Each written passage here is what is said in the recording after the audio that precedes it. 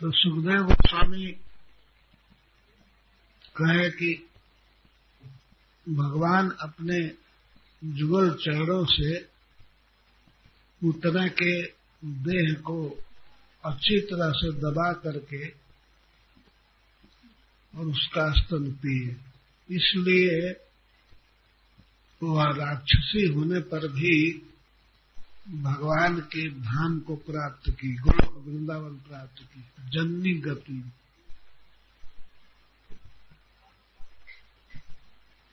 फिर वे कहते हैं कि कृष्ण भुक्त स्तन क्षीरा किमु गाओ न मातरा। जिन गायों का दूध भगवान ने पिया, उन माता स्वरूप गायों के सद्गति के विषय में क्या संदेह है। और उसके बाद कहते हैं पयांसी जासम मपिवत पुत्र स्नेह स्नुतानुतम। भगवान जिनके दूध को पिए, जासम पयांसी स्नेहस्तु नुतानी, पुत्र स्नेह से गौओं और गोपियों के स्तन से अपने आप दूध झरता था, दूध चूता था। स्नेहस्नुतानी, अतिशय स्नेह के कारण स्तन से दूध चूता रहता था और उसको कृष्ण पिए। पीने में कोई परिश्रम नहीं पड़ा, परम आनंद से पिए। दूध जब अपने आप चुचुआ रहा था तो उसको पीने में परिश्रम नहीं हुआ। सुखदेव जी आगे कहते हैं भगवान देवकी पुत्र कैवल्याद दखिल प्रदा। भगवान ने देवकी के, लेकिन दूध पिया ब्रज में आकर के और खूब पिया।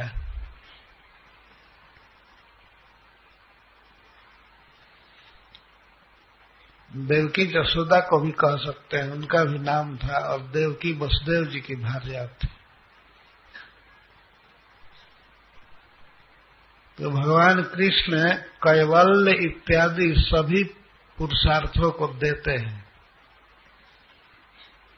मोक्ष तक देते हैं और धर्म अर्थ काम सब कुछ देते हैं। जो भी प्राकृतिक जगत में या अप्राकृतिक जगत में धन है, वैभव है, सबके अधिकारी भगवान है। जितना दूध है, कुछ भी है, अमृत है, तो सबके वे दाता है, बहुत बड़े दाता है। लेकिन वृंदावन में वे भिखारी हैं। इतने बड़े दाता, इतने बड़े धनी होकर के और ब्रज की गौओं का दूध पिए, गोपियों का दूध पिए। एक तरफ दाता है, एक तरफ भिखारी है, पी रहे हैं।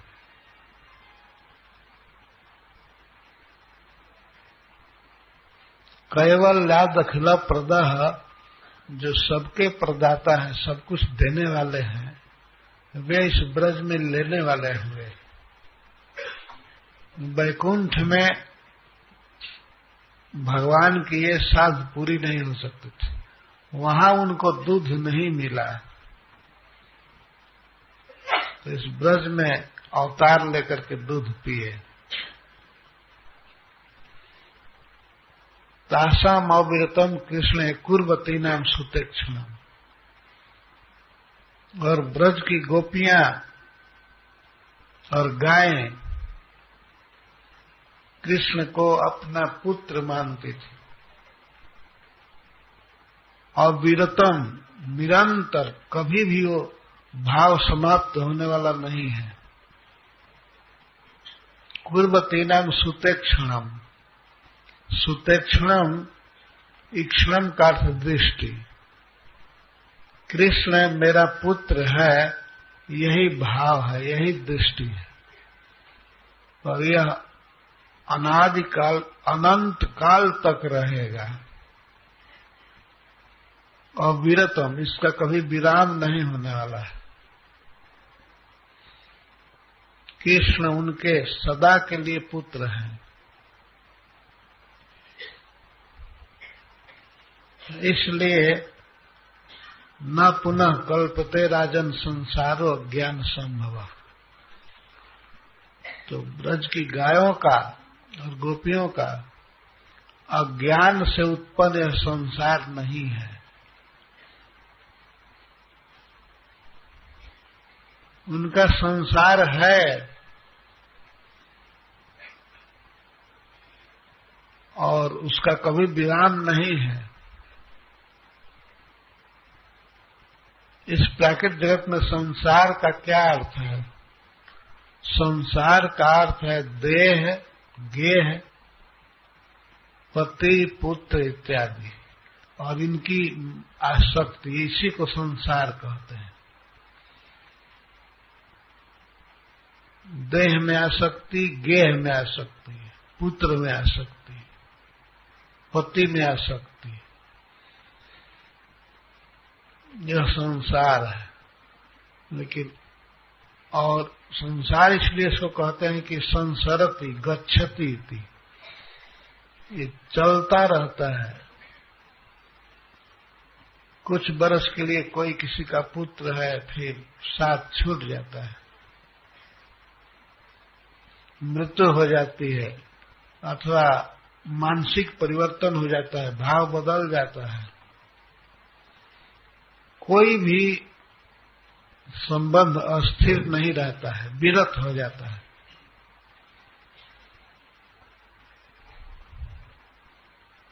लेकिन गोपियों का संसार अद्भुत है। वो संसार कह सकते हैं उसको, लेकिन वो संसार नहीं, अज्ञान संभव नहीं है।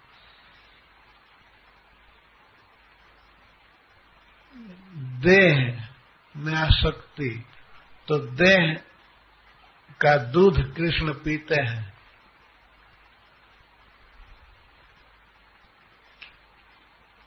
और गेह कृष्ण खेलती, और गेह में कृष्ण खेलते हैं।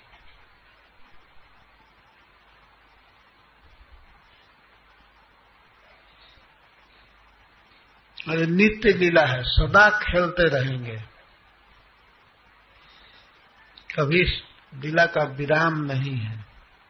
यह अटल विहार है। चंद्र तरय सूरज तरय, तरय जगत व्यवहार। सब चल जाता, नष्ट हो जाता है, सूर्य नष्ट हो जाता है, सूर्य नष्ट हो जाता है, लेकिन कृष्ण का अपने स्वजनों के साथ यह विहार, ये लीलाएं कभी बंद नहीं होती। प्रारंभ में ही भगवान कृष्ण के प्रति अपने भाव को स्थापित कर लेना चाहिए। सुत दृष्टि यहां कहा जाता। कोई अपना सखा माने, कोई स्वामी माने, कोई अपना प्रिय माने, कुछ माने, एक संबंध स्थापित हो जाना चाहिए। और यह संबंध स्थापित हो सकता है भगवान की लीला को पढ़ करके, सुन करके।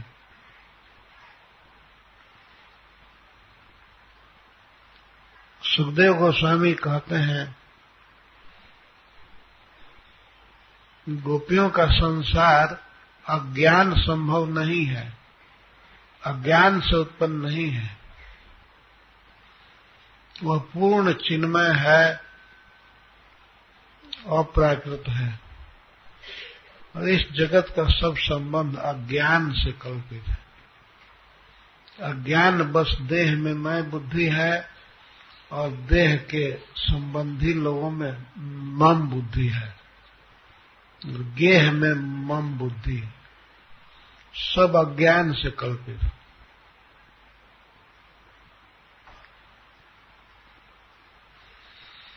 कट धूमस सौरभ्यम अवघ्राय ब्रजौक सह किमिदम कुत एवेति बदंतो ब्रजमाय।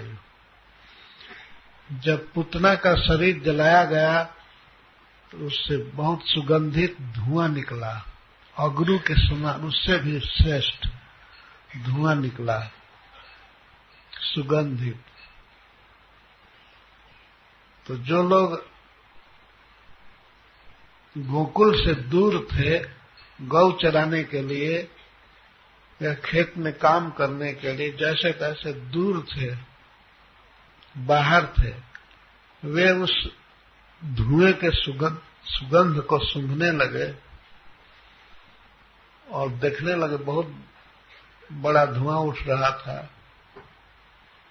तो धुएं के सुगंध से चकित होकर के वे लोग आपस में पूछने लगे, किम इदम, ये क्या है, कुता एवा इति, कहां से आ रहा है, धुआं कहां उठ रहा है। वे लोग गोकुल के थे या गोकुल के संबंधी थे, लेकिन पता नहीं था कुछ कि पुतना को जलाया गया और इससे धुआं उठ रहा है। तो आपस में बात करते हुए लोग आने लगे महाबन की ओर, कोई लौह बन के तरफ से, भद्र बन के तरफ से, मधुबन की तरफ से या नंदगांव से, बरसाने से, चारों तरफ बन ही बन था। लोग आने लगे और आपस में वार्ता करते थे, जानते हुए कैसा धुआं है। तो वे लोग गोप थे, अब कुछ जानते नहीं थे पुतना सुतना के बारे में और उसके उपद्रव के बारे में, लेकिन कहने लगे निश्चित ही इंद्रपुरी में यज्ञ हो रहा है, देवता लोग यज्ञ कर रहे हैं और उसमें अगरू जलाया जा रहा है, इसी के सुगंध है। नहीं तो इतना धुआं और इतनी गंध मनुष्य लोक में कहाँ है।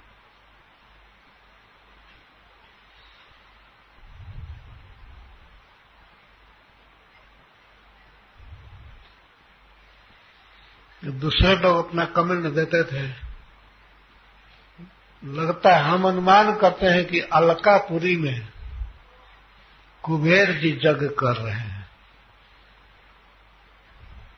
कोई कहते नहीं, नीचे से धुआं उठ रहा है तो निश्चित सुतल लोक में बलि महाराज यज्ञ कर रहे हैं।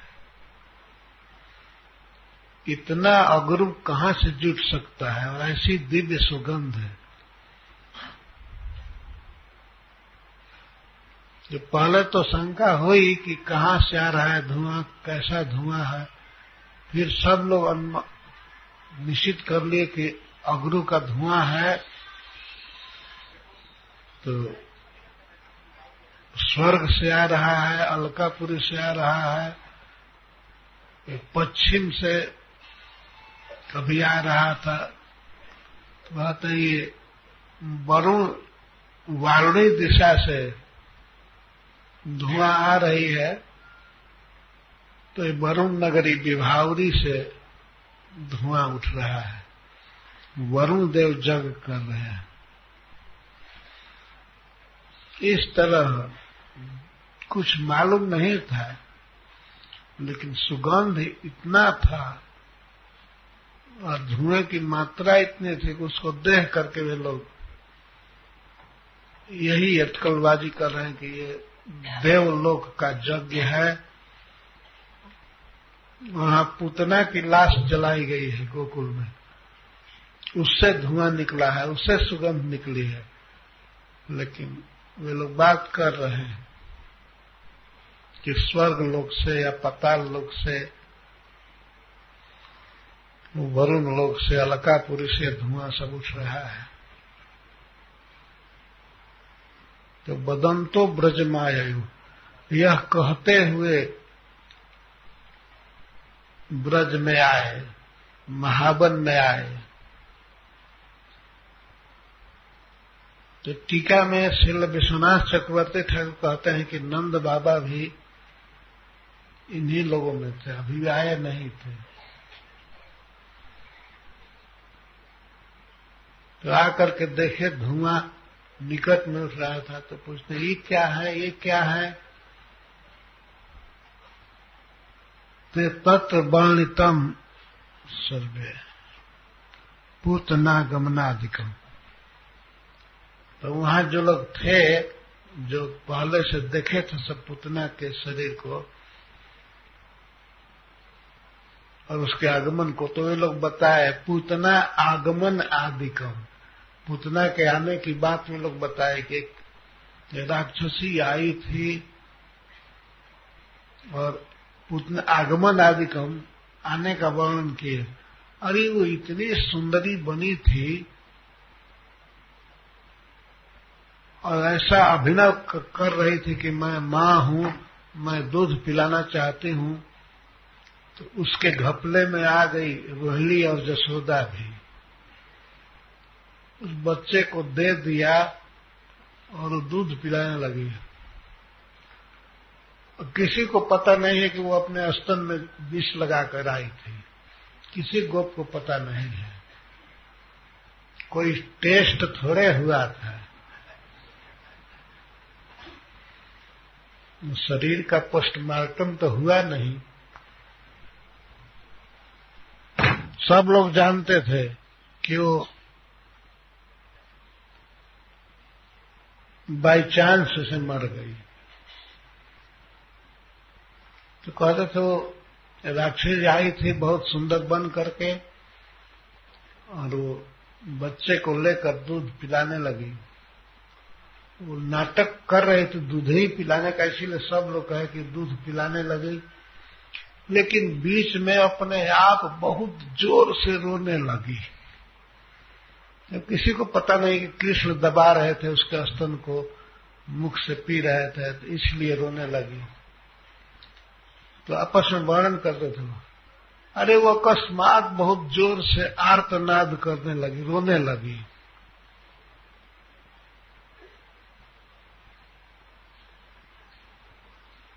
और पता नहीं कैसे मर गई, पहले से कोई बीमारी थी, क्या था, हार्ट अटैक हो गया, मर गई।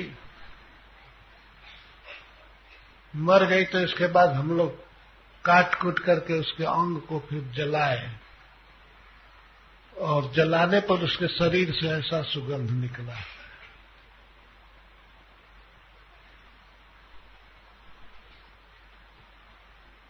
इसको सुन करके सभी गोप लोग जो बाहर से आए थे बहुत चकित हुए, विस्मित हुए। सब लोग यही कहने लगे, भगवान नारायण बचा लिए बच्चे को।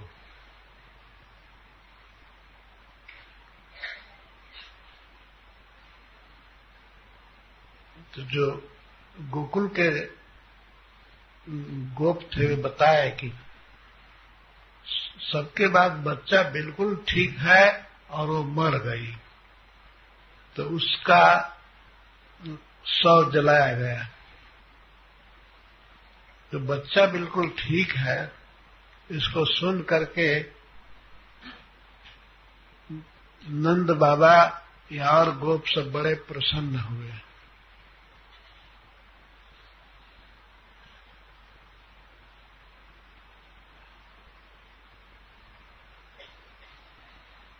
तो नंद बाबा इसके बाद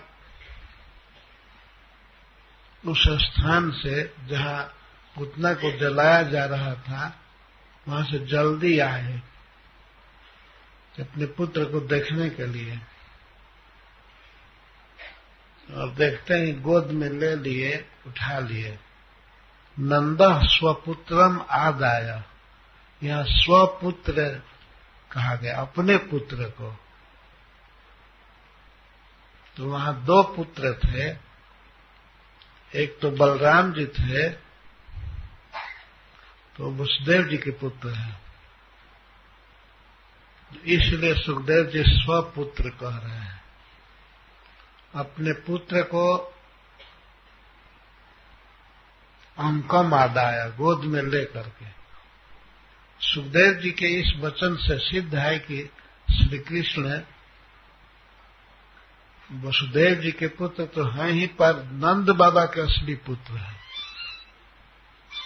नंद महाराज स्वपुत्रम आदाय, अपने पुत्र को लेकर के गोद में और सिर को सूंघे, उप आघ्राय, खूब अच्छी तरह से सिर को सूंघे। ऐसा वर्णन है कि जो छोटे बच्चे के सिर को सूंघ कर खास करके माता या पिता आशीर्वाद देते हैं तो उसकी आयु बढ़ती है। तो नंद बाबा यही मान रहे थे कि मेरा पुत्र प्रेत्य आगतम, ये तो मर करके जी गया।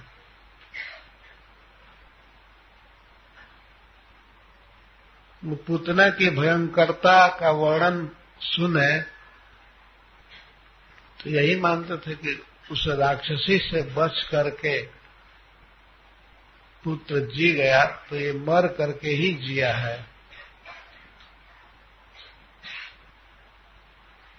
या प्रोस्य आगत उनके लिए है, प्रथमा में प्रोस्य आगत, प्रवास के बाद आए हैं, मथुरा से आए हैं नंद बाबा। तो कृष्ण का सिर सूंघ करके और गोद में ले करके परमा मुदम, परम आनंद प्राप्त किए। नंद बाबा दुखी थे, घबराए थे, क्या हुआ ब्रज में, कैसे कैसे उत्पात, सब हृदय दुखी था। लेकिन कृष्ण को गोद में लेने से और सिर सूंघने से सब दुख को भूल गए, परम आनंद में हो गए।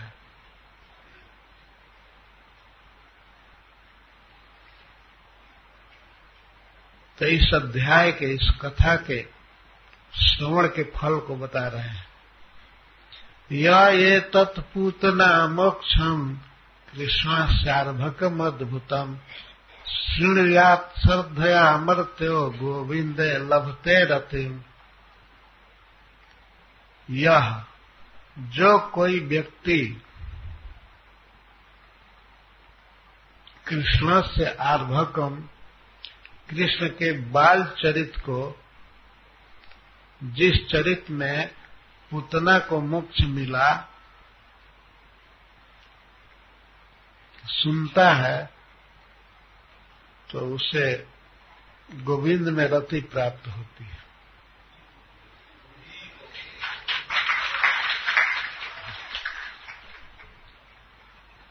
या ये तत् कृष्ण से आर्भकम, आर्भक का अर्थ है बच्चा, शिशु, छोटा, और आर्भक, आर्भक का अर्थ है शिशु चरित, बाल लीला, बाल चरित। कृष्ण के बाल चरित को, जिसमें पूतना को मोक्ष दिया गया, यदि कोई श्रद्धा से सुनता है, श्लुयात, तो गोविंद में भक्ति प्राप्त होती है, परम प्रीति।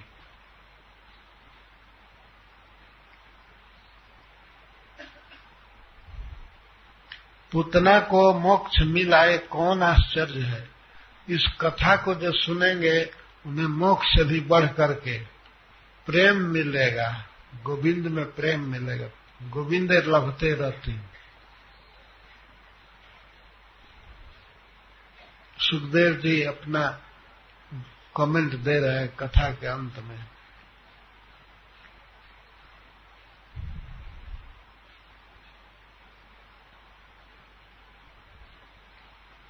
यह है इस कथा के सुनने का फल। गोविंद में, नंद नंदन श्री कृष्ण में रति लभते, रति का अर्थ है आसक्ति, रत हो जाना, प्रेमा भक्ति।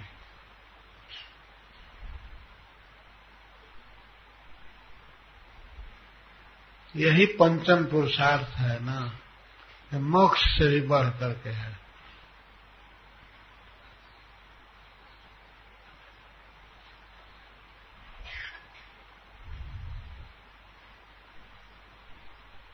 इसमें दृढ़ आस्था करनी चाहिए।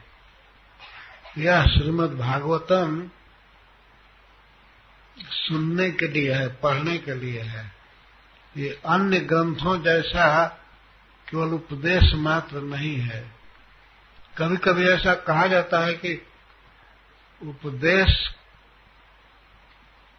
जो सुने तो उसको करना चाहिए, लेकिन श्रीमद् भागवतम में भगवान की लीलाएं करने के लिए नहीं है, सुनने के लिए है और बोलने के लिए है। कोई करेगा क्या? पुतना उद्धार खुद करेगा क्या?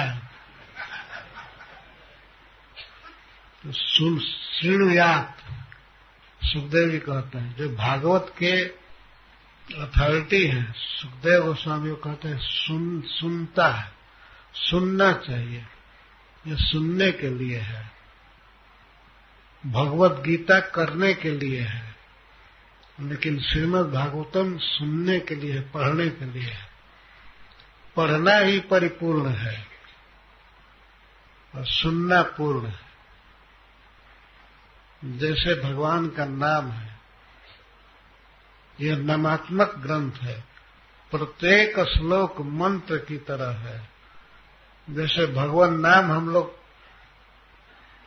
बोलते रहते हैं, सुनते हैं,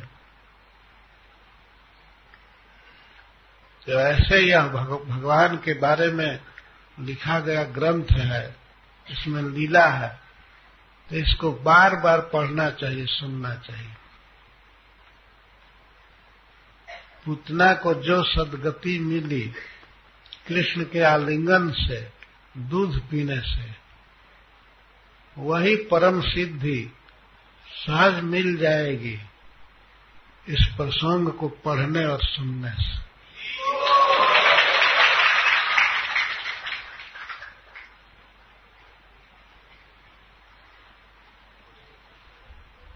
एक कवि ने बहुत ही सुंदर लिखा है, गीता प्रेस से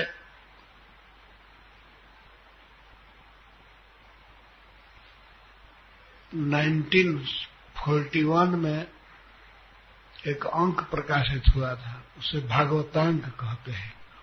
तो भाई जी श्री हनुमान प्रसाद पोद्दार ने उस कविता को प्रिंट किया है उसमें।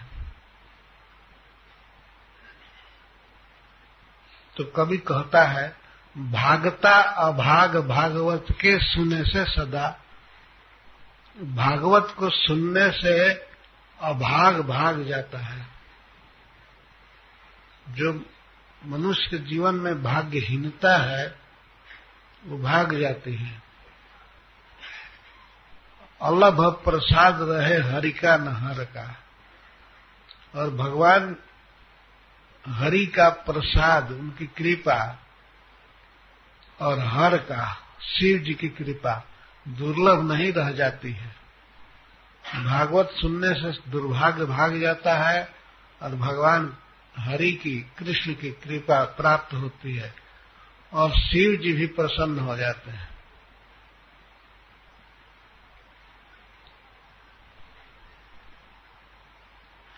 शरण गहे पर नहीं रहे अशरण कोई। श्रीमद् भागवत की शरण ग्रहण करने पर फिर व्यक्ति असहायता में नहीं रह पाता है। इस प्राकृतिक जगत में सबसे बड़ा यह संबल है, सहायक, भागवत शरण। और सनकादि ऋषियों ने पूछा सुद गोस्वामी से कि जब भगवान धर्म ज्ञान आदि के साथ अपने लोक चले गए, तब अब धर्म किसकी शरण लिया?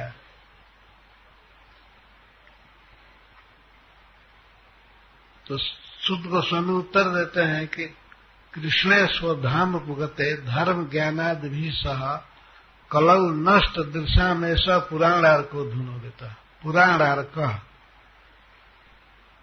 जब भगवान इस जगत से तिरोहित हो गए, अपने धाम चले गए, अप्रकट धाम गोलोक, तो वे उदित हुए थे मथुरा में। मथुरा में प्रकट हुए। मथुरा के उद्याचल पर यह कृष्ण सूर्य उदित हुआ और प्रभास में अस्त हो गया।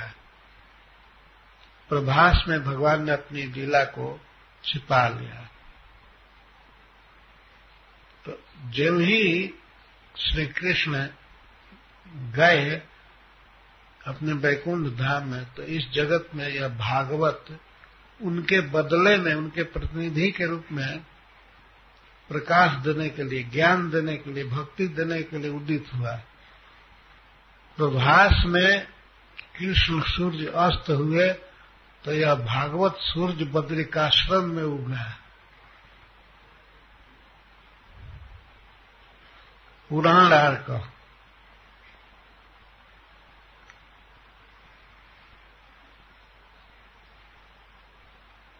अब भगवान कृष्ण की शरण लेना है तो भागवत की ही शरण लेनी चाहिए।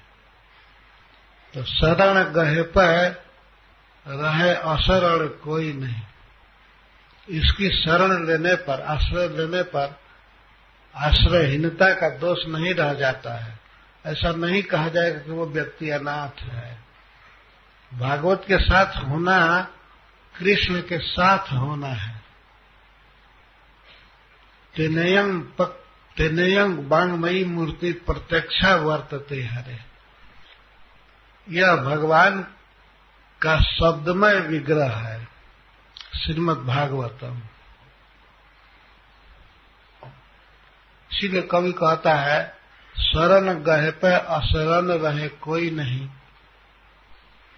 और असर न रहे काल ब्याल के जहर का। फिर काल का कोई असर नहीं रह पाता है। काल दबोच रहा है सारे जगत के जीवों को। लेकिन श्रीमद् भागवत की शरण लेने पर काल का असर नहीं रह जाता है। अंतिम लाइन में कवि कहता है,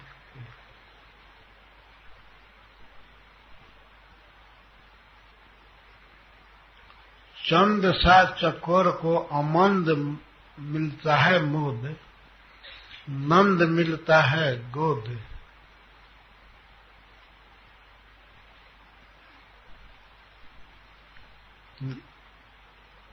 नंद मिलता है गोद, नंद जू महर का।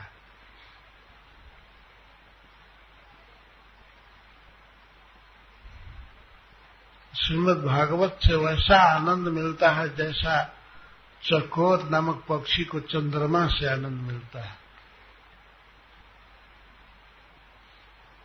चकोर एक ऐसा पक्षी है जो पूर्णिमा के चंद्रमा को देखता है तो पूरब के तरफ सिर करके देखता है। देखते देखते रात ढल जाती है पश्चिम में। वो अपना गर्दन सीधा करके देखता रहता है। तो जैसे चंद्रमा को देख करके चकोर को आनंद होता है, तो ऐसा आनंद मिलेगा एक दिन भागवत सुनने से, पढ़ने से। नंद बाबा के गोद में जो बच्चा रहता है तो वह एक दिन मिलेगा। चंद सा चकोर को अमंद मिलता है मोद,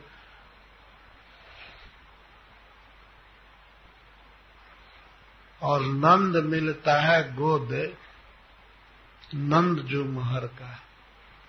नंद बाबा के गोद में जो बच्चा रहता है, जिसका वे सिर सूंघ रहे हैं, वही कृष्ण, वही गोविंद मिलेंगे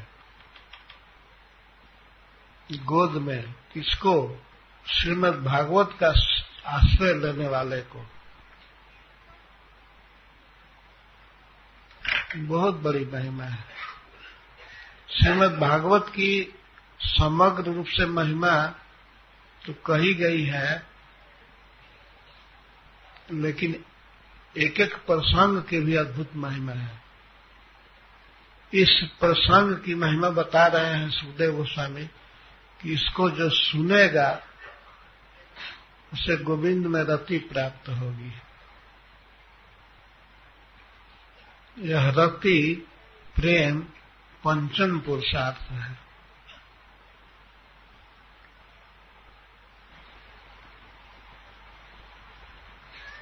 इस अवसर पर मैं पढ़ना चाहता हूं थोड़ा सा अंश श्रील प्रभुपाद जी का। श्रीमद् भागवत के विषय में उन्होंने लिखा है, भगवान ऋषभ देव का चरित्र पूरा करने पर सुखदेव गोस्वामी बोले हैं,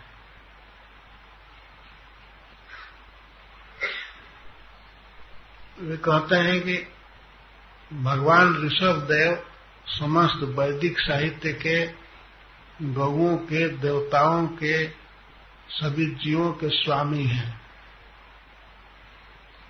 तो विद्वान लोग उनकी भक्ति में ही रमे रहते हैं।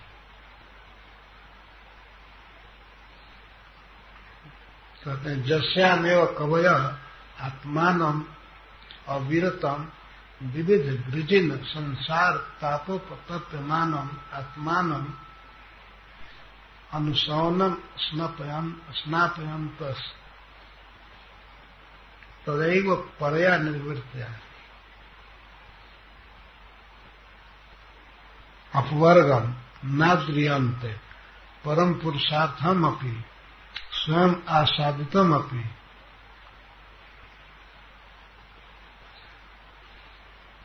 विद्वान लोग भगवान की भक्ति में ही सुख मानते हैं। इस संसार में बहुत दुख है, विविध वृजिन, विविध दुखमय इस जगत में वे होते हैं पर दुखी नहीं हो पाते हैं, परम आनंद में रहते हैं, क्योंकि अनुसवनम सब समय वे इसी में स्नान करते रहते हैं, भगवान की भक्ति में, भगवान की कथा में रमे रहते हैं, इसी में स्नान करते हैं। इसीलिए उनको विविध संसार दुख का आभास नहीं हो पाता है। भगवान चैतन्य महाप्रभु कहते हैं, संसार दावा नवलीध लोक, जन्म मरण आदि अनेक दुखों से संसार दग्ध हो रहा है, लेकिन इस दग्ध संसार में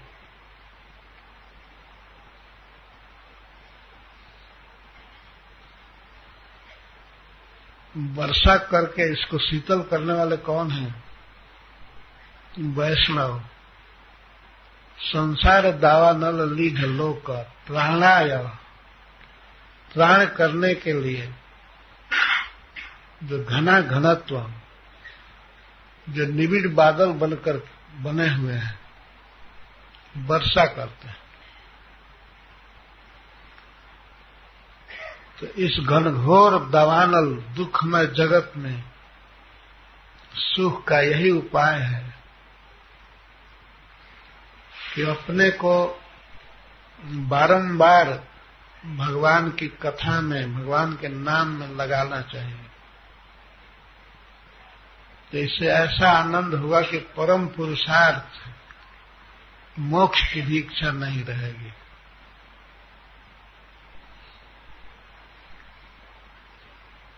परम सुख प्राप्त होगा। तो इस श्लोक पर श्रील प्रभुपाद जी कुछ लिखे हैं, उसको मैं पढ़ रहा हूं।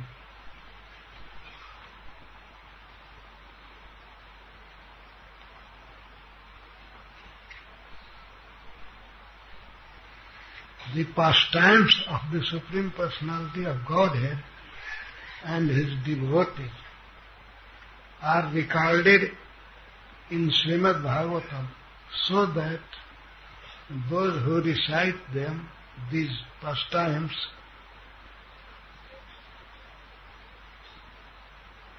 and listen to them, will become purified. Nityam Bhagavat Sevaya. As a matter of principle, devotees should read, speak and hear Srimad Bhagavatam persistently 24 hours daily if possible. सुन लेना, अगर संभव है तो श्रीमद् भागवत को सुनना चाहिए, बोलना चाहिए, पढ़ना चाहिए 24 घंटा, और वो भी डेली पढ़ना है 24 घंटा। उसमें प्रभुपाद जी खाने पीने का विचार नहीं किए कि खाएगा, पिएगा, नहाएगा, उसमें कुछ टाइम लगेगा ना। 24 आवर्स और डेली। मान लीजिए उसमें से आप नहीं संभव समझते हैं तो काट लिए, कुछ भोजन के लिए, कुछ नहाने वहाने के लिए, और कोई चीज में मान लीजिए 2 घंटा काट लिए तो 22 घंटा पढ़िए। अगर 22 घंटा में नहीं पढ़ सकता और काट लिए, कहेगा कि सोएंगे ना, कुछ तो सो लेंगे, तो 2 घंटा सो लीजिए, तो 20 घंटा पढ़िए। 20 घंटा सुनिए, पढ़िए और बोलिए। और श्रील प्रभुपाद जी कहते हैं, as a matter of principle, यह विधान है, यह नियम है, यह विधि है कि श्रीमद् भागवतम 24 घंटा पढ़ना चाहिए, सुनना चाहिए।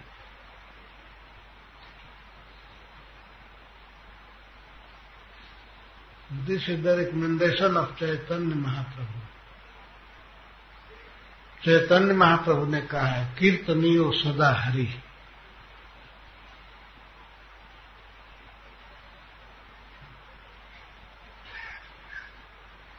One should either chant Hare Krishna Mahamantra or read Srimad Bhagavatam,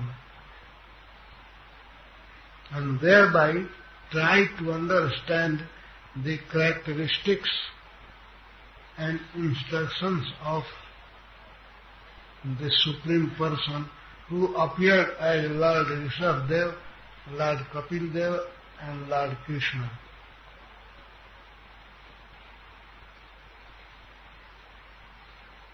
ये श्रील प्रभुपाद जी कहते हैं, स्टैंडर्ड है, विधि है, मैटर ऑफ प्रिंसिपल। ये श्रीमद् भागवतम का आश्रय है। अपने लिए समय निकालना चाहिए, अधिक से अधिक सुनना, पढ़ना, बोलना चाहिए।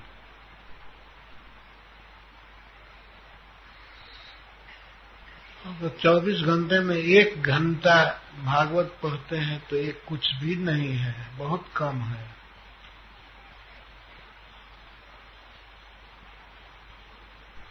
इसीलिए मैं ये पढ़ा, इंग्लिश पढ़ा कि आप विश्वास करेंगे। भागवत के 5वें स्कंध के 6ठे अध्याय के 17वें श्लोक के परपल्ट में प्रभुपाद जी कहते हैं,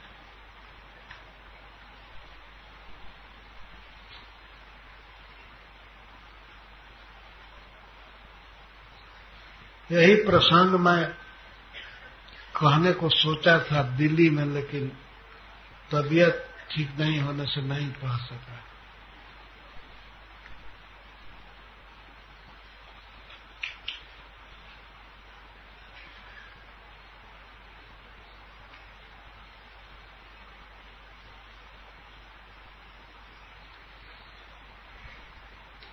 तो श्रीमद् भागवतम सुनने से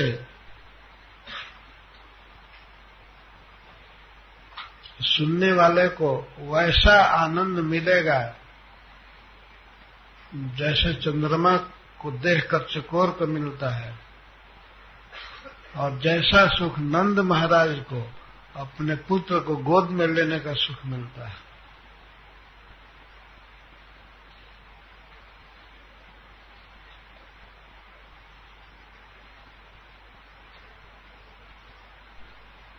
चौबीस घंटा भागवत सुनना चाहिए, बोलना चाहिए। श्रील प्रभुपाद जी कहते हैं महामंत्र जपना चाहिए, चाहे भागवत पढ़ना चाहिए।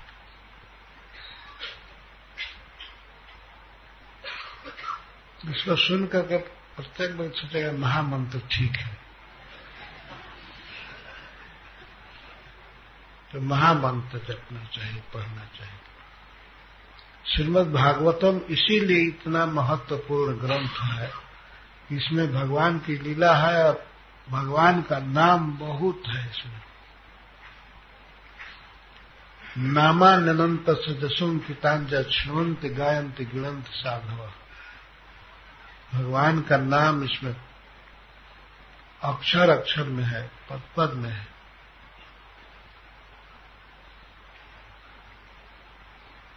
सुखदेव जी मर्त्य शब्द का प्रयोग किया है। ये तत्पुतना मोक्षम कृष्ण सार्भकम अद्भुतम श्रीयात श्रद्धया मर्त्य। मर्त्य मनुष्य को कहते हैं। मर्त्य माने मरने योग्य, मरना ही जिसकी योग्यता है। मरणशील, मनुष्य शरीर मरणशील है। मर जाना बिल्कुल इसके लिए स्वाभाविक है। देवलोक में ऐसी घटनाएं नहीं होती हैं, अकस्मात कोई नहीं मरता है, लेकिन यहाँ कुछ पता नहीं रहता है कौन कैसे मर जाएगा। और मरने से पहले भी अनेक दुख, अनेक कष्ट लगे हुए हैं। हम लोग इस मर्त जगत में हैं और मर्त शरीर में। तो सुखदेव जी कहते हैं कि जल्दी करना चाहिए। ये जीवन क्षणभंगुर है, कभी समाप्त हो सकता है और कभी बहुत भारी संकट में पड़ सकता है।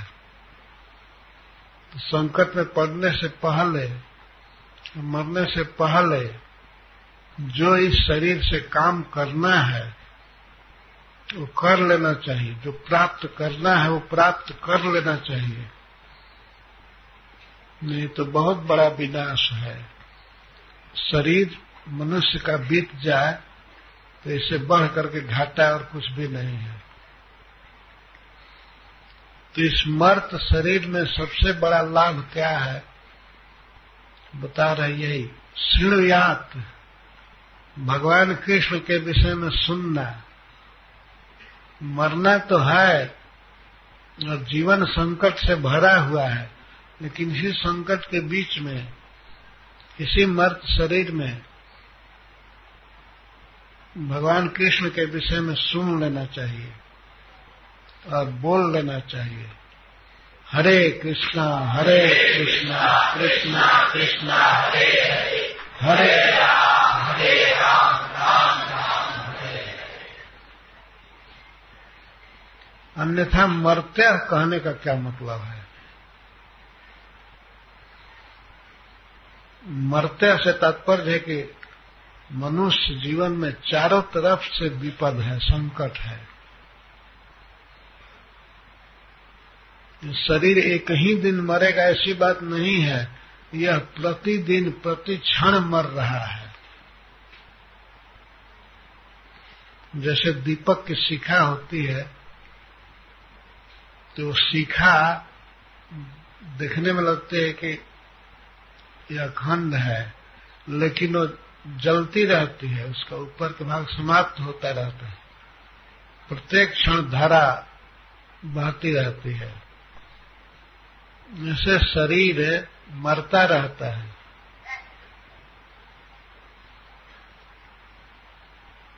मरता रहता है और फाइनल तक शरीर के सभी पंच पदार्थ, पंच महाभूत बिखर जाते हैं, जो उसको मरण कहते हैं। वैसे आत्मा का मरण नहीं होता है। न जायते मृते वा कदाचित नायम भूत्वा भविता वा न भूया अजो नित्य शाश्वतोयम पुराणो न हन्यते हन्यमाने शरीर। शरीर मरता है, आत्मा नहीं मरता है, और शरीर प्रतिक्षण मर रहा है। ये मरा हुआ ही है। इसमें आत्मा है तो आत्मा अपनी चेतना को इसमें बिखेर रहा है। तो आत्मा की चेतना से यह चेतनीभूत है, ये बोल रहा है, चल रहा है, खा रहा है। नहीं तो आत्माहीन शरीर तो मरा हुआ है ही। तो एक दिन टोटल मर जाए तो कोई आश्चर्य नहीं है। जब यह दूसरे की चेतना उधार लेकर के जी रहा है, तो जब आत्मा शरीर को छोड़कर चला जाएगा तो यह जीव पड़ा रहेगा। तो ऐसे मृत्युशील इस शरीर में हम रह रहे हैं। तो सुखदेव गोस्वामी का यह संदेश है कि सुनना चाहिए, सुनना चाहिए, श्रीमद् भागवतम सुनना चाहिए। शृणुयात् श्रद्धया। तो प्रश्न हो सकता है कि केवल सुनने से ही हो जाएगी सिद्धि, कृष्ण प्रेम प्राप्त हो जाएगा?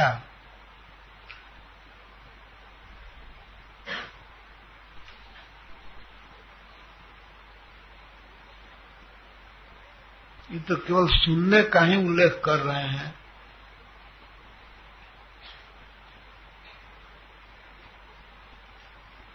और कोई दूसरा क्वालिफिकेशन नहीं बोल रहे हैं। मर्त्य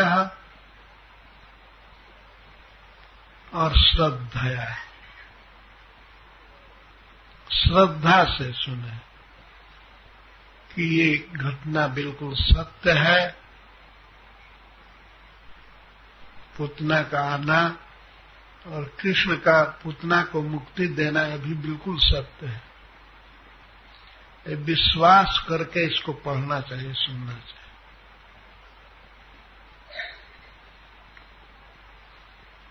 श्रीमद् भागवतम में इस तरह की कथाएं बहुत हैं। अनेक प्रकार के भक्तों की कथाएं हैं,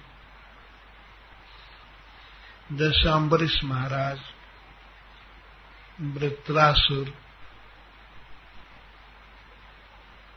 इस प्रकार की अनेक कथाएं हैं। और उन कथाओं के अंत में सुखदेव गोस्वामी उस कथा के श्रवण कीर्तन का फल बताए हैं।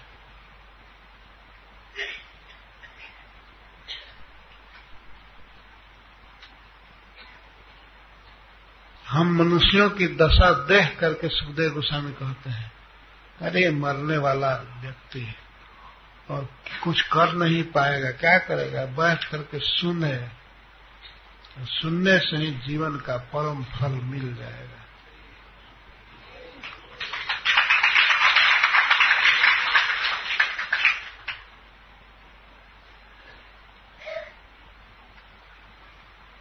सबसे ऊंचा कृष्ण प्रेम और प्राप्त करने का साधन सबसे सरल, सबसे सुगम। श्रील प्रभुपाद जी कहते हैं, महामंत्र का जप, कीर्तन या श्रीमद् भागवतम का पढ़ना, सुनना। हम लोग प्रायः कह देते हैं कि हमें फुर्सत नहीं है, हमें टाइम नहीं है।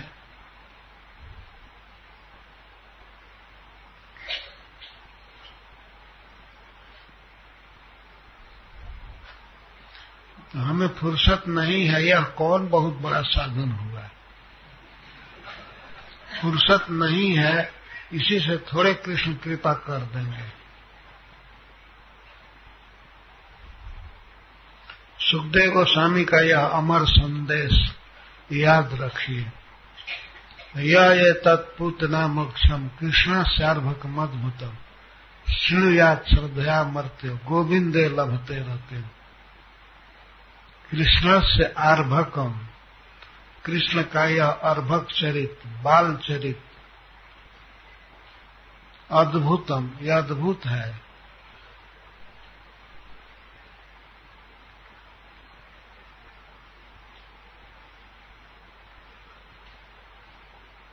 पूतना आई तो कृष्ण पहले आंख बंद कर लिए और आंख बंद किए किए ही उसका स्तन पीने लगे। वो स्तन पिलाने लगे तो कृष्ण स्वयं उसका स्तन पकड़ कर पीने लगे। पीते पीते वो चिल्लाने लगी, रोने लगी, पर श्री कृष्ण उसके शरीर को बड़ा बंद करके नहीं दबाए थे। ऐसा नहीं था कि नृसिंह भगवान जैसा पकड़ लिए। जैसे नृसिंह भगवान हिरण्यकश्यप को पकड़े थे वैसे कोई बड़ा नहीं बने, बच्चा ही रहे और बच्चे के भाव में ही पकड़े रहे। इसलिए सब अद्भुत चरित्र है।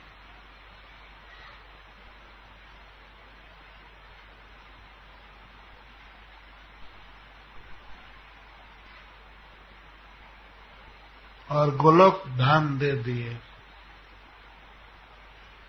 सब कुछ अद्भुत है।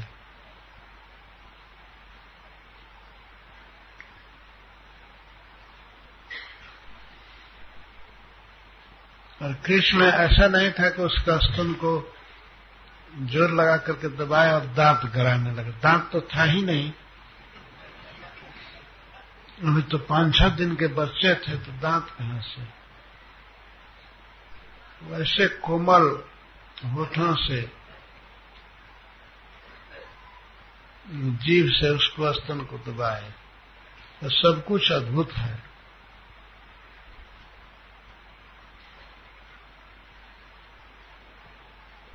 इसीलिए सुखदेव जी कहते हैं कि इस अद्भुत आर्भकम को, बाल चरित को जो श्रद्धा से सुनेगा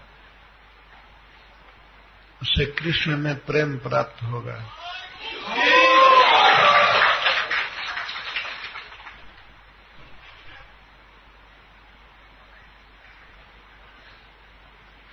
कोई भी सहृदय व्यक्ति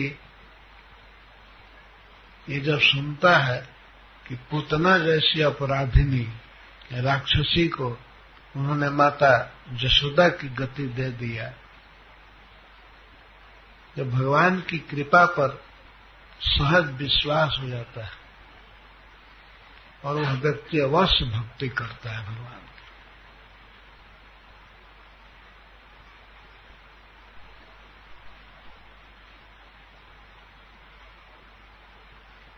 हरे कृष्ण। जय श्रील प्रभुपाद।